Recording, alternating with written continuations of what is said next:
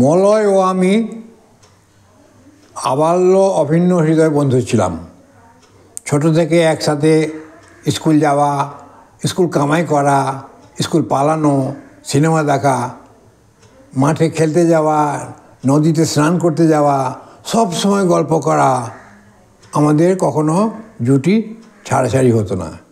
আমরা কাকাতো ভাই ছিলাম বটে, কিন্তু আপন বন্ধু ওরকম হয় না।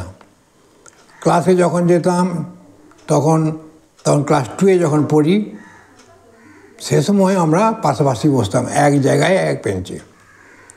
বেশিরভাগ গল্পও করতাম। ক্লাসে মাস্টারমশাই ঢুকে গেলেও আমরা কিন্তু গল্প ছাড়তাম না। মাস্টারমশাই নজর এড়াতো না, এসে কানটা ধরে নিয়ে আমাদেরকে দুজনকে দু জায়গায় করে দিতেন।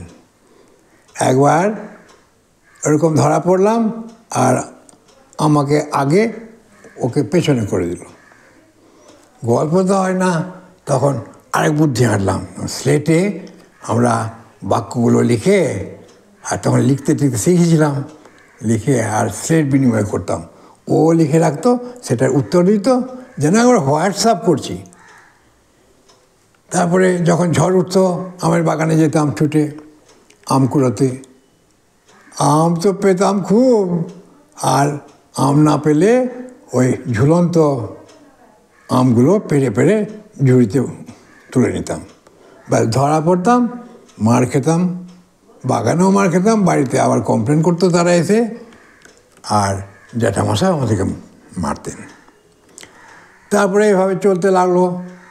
আরও উঁচু ক্লাসে উঠলাম। এখানে যখন ক্লাস 9, তখন আমি দাদার সাথে জয়চন্ডী পাহাড়ে চলে গেলাম স্টেশনে। যখন দাদা এসে পাশের রঘুনাথপুর স্কুলে আমাকে ভর্তি করলেন, আর আমাদের বন্ধু বিচ্ছেদ হয়ে যাবে বলে আমরা খুব চিন্তায় পড়লাম। বন্ধুকে কীভাবে যোগাযোগ রাখবো? তখন বললাম যে পোস্ট কার্ডে আমরা চিঠি আদান প্রদান করব, কিন্তু আমাদের বাংলা বা ইংরেজি ভাষাতে অন্য কেউ পড়তে পারবে না। সেটা রিসার্চ করে করে করে করে তখন আমরা বাংলা এবং ইংরেজি অক্ষরমালা প্রত্যেকটা সাংকেতিক করে প্রতিটি অক্ষর তৈরি করলাম। এইভাবে প্রতিটি অক্ষর দিয়ে আমরা শব্দ এবং বাক্য রচনা করে পোস্ট কার্ডে আমরা চিঠি পাঠাতাম, চিঠি আদান প্রদান করতাম। কেউ কিছু বুঝতে পারতো না।